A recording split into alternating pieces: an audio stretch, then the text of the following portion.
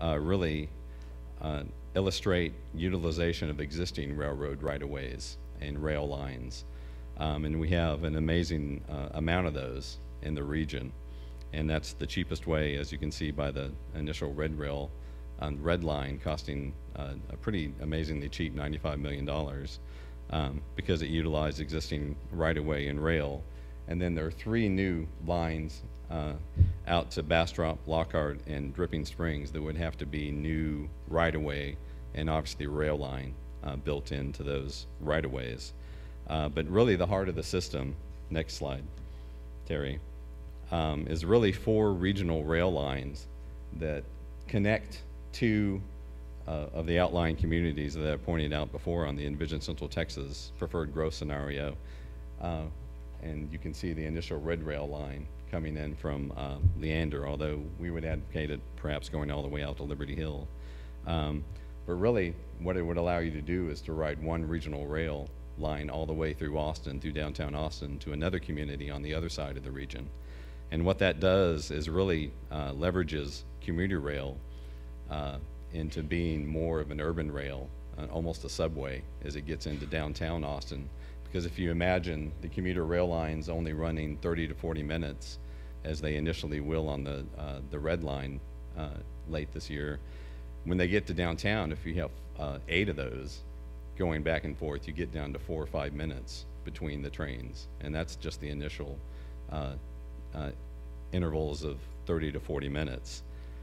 So really the concept is based on leveraging commuter rail into serving more as an urban rapid transit system as it gets into downtown Austin proper.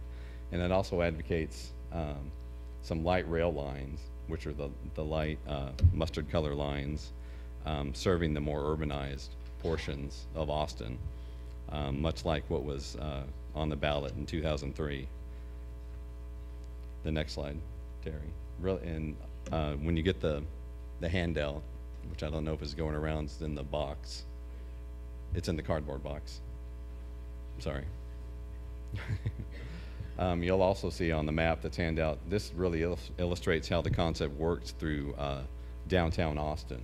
You can see the lines coming in from the pairs of communities in the outlying portions of the region really being leveraged into one set of double tracks going through downtown Austin, probably on 4th Street.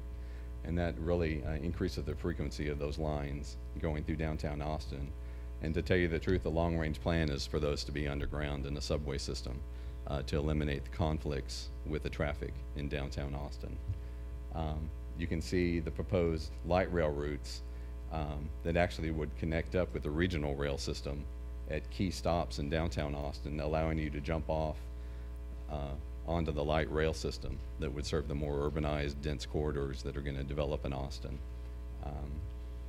And also vice versa, allow you to jump from the light rail system onto the commuter rail lines and get to the outer portions of the region, including the airport.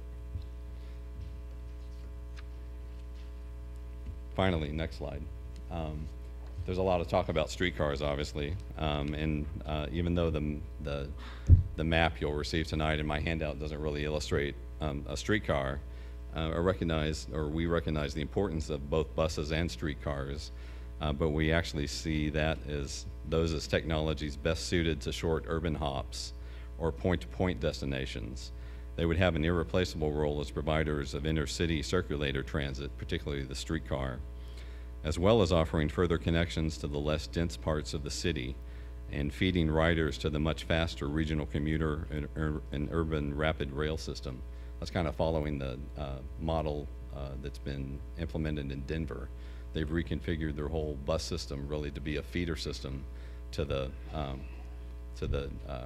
rail lines that serve the whole region. They've recognized that the buses should really feed that system.